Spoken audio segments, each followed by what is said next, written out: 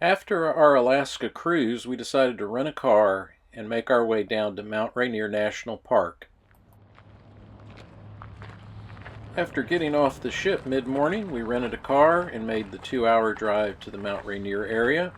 And before we entered the park, we decided to stop for lunch at Base Camp Restaurant. After lunch, we headed to the Gateway Inn where we had reserved a cabin for the night. We reserved this cabin on the recommendation of one of Tracy's nieces who was living in Seattle at the time. It was incredibly expensive. I think we paid about $350 for one night, and the interior of this cabin reeked of smoke, probably from decades of fires in the fireplace. However, the next morning, the value of staying there was revealed when we realized that it was the last property before you enter the park, and on Saturday morning there is an extreme amount of traffic that was backed up for miles. However, we were able to come out of the parking lot, turn right, and just go ahead and enter the park with no problem at all. This dry riverbed we're about to walk through actually is a raging river in the spring when the snow melts, and these millions of boulders and rocks are caused by the advance and retreat of the glacier.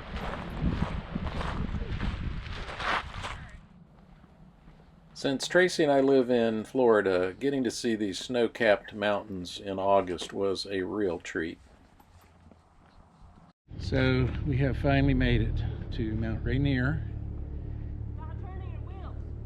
And we just hiked up a very steep trail thinking this was like a scenic outlook, but it's actually a parking lot. So our car's on the street down low. We got to go back the other way. But I saw a beautiful hummingbird. We did. Eating dinner. A lot of beautiful flowers up here. It is really hard to believe how large this park is. It's actually 369 square miles. And we entered this morning at the Nisqually entrance, and it's a 19-mile drive to Paradise, which is where we're at now, and that's only about halfway across the park. Back when Tracy was in college, she traveled to the Pacific Northwest for a softball tournament, and her team visited Mount Rainier, and she recalled an area where they parked the bus and took a short walk up to where snow was on the ground. We were kind of hopeful that this was the spot, but that snow is a long, long way away.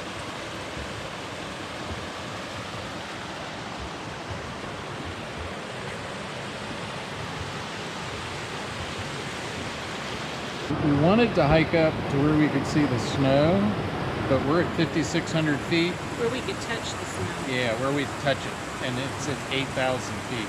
Not happening. No, we're not going up that high. I don't think we could. We tried. All right.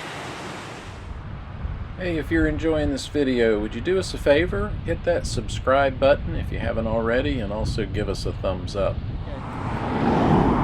There are very few restaurants in the area, and so we made a quick stop at the Wild Berry just to look at their menu. There were good reviews online for this place, but it's mainly a sandwich and burger joint, so we decided we wanted something a little better, so we headed down the road, and we were fortunate enough to find the Copper Creek Inn and Restaurant, and we absolutely fell in love with this place. We had dinner on Friday and lunch on Saturday.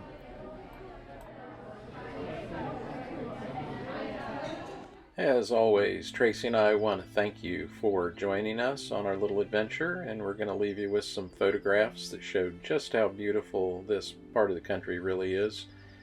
And as much as we enjoyed it, there are other adventures awaiting.